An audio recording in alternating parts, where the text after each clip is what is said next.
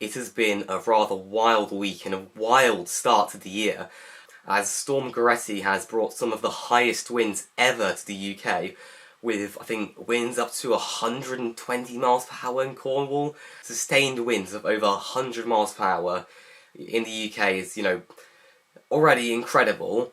But yeah, 136, that is potentially going to be the highest wind speed ever recorded in the UK, which is just incredible. Now, unfortunately, with such high winds comes a lot of damage, and Cornwall saw plenty of that. Loads of downed trees, power lines, cars that had been crushed by trees. There was a video of a roof that got ripped off a house. There was plenty of damage to roofs. Weak outbuildings were blown over. Plenty of trampolines were thrown around. That seemed like quite a common sight.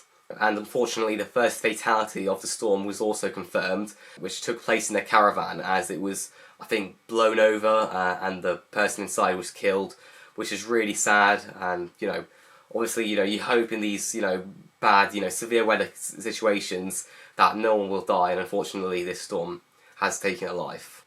Other than the UK, the islands of the British Channel and France experienced some extreme winds, including a 134 mile per hour wind gust, I believe, in France, which is obviously insane. I was looking at some webcams, I think in Jersey, the island of Jersey, and the winds that were going through were spectacular. It was crazy.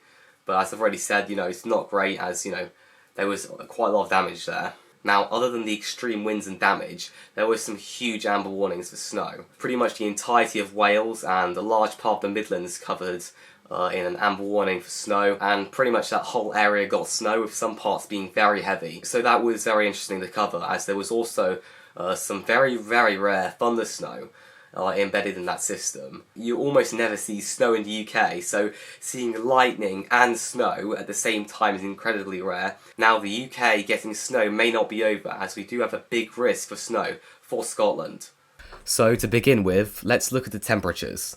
So across the whole of the UK, temperatures are ranging from about 3 degrees to -3.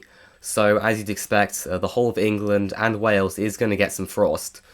For more northern parts of the UK, there is a yellow warning for snow and ice, although this risk isn't nearly as large as the risk up in Scotland.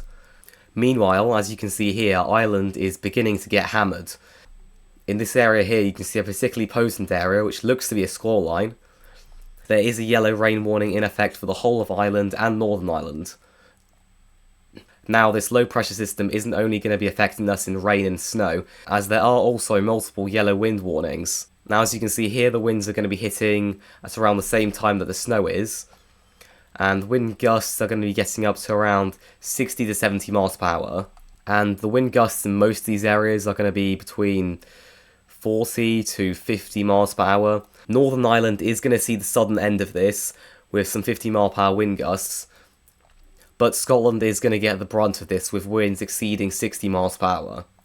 There are definitely going to be some stronger gusts, probably up to 70 miles per hour, and in some extremely exposed areas there's a chance of winds up to 80 miles per hour. Right, now let's move on to the snow risk. So as you can see, this low pressure system is going to move across overnight, and the main snow warnings started around 3 o'clock in the morning. Now, the average depth of snow here is going to be around 2 to 5 centimetres. In higher elevations, the snow could be getting between 10 to 15 centimetres, and in a few much higher elevated areas, the snow could be getting up to 20 to 30 centimetres. With all that wind going around, we are definitely going to get some blizzard-like conditions, and potentially some large snowdrifts too. Now, the wider area for snow and ice also has a decent risk, with ice in most low levels getting to around 2 to 5 centimetres, but in very high levels could potentially get to 30 centimetres, although that likelihood is much lower. And most areas that see snow will likely only see it to a couple of centimetres. So altogether, this low pressure system is going to be bringing quite a lot of disruption to the UK, with some heavy rain in Ireland, strong winds across a large area of Scotland, and obviously the potential for some heavy snow. Right, with that said, I hope you enjoyed the video. I am going to be trying to make more forecasts like this one for all sorts of weather. I mean, basically any significant weather that happens in the UK, such as snow, heavy rain, strong winds and thunderstorms. Basically, I'm going to be trying to cover all of that. So, consider liking and subscribing. And with that said, I'll see you on the next one.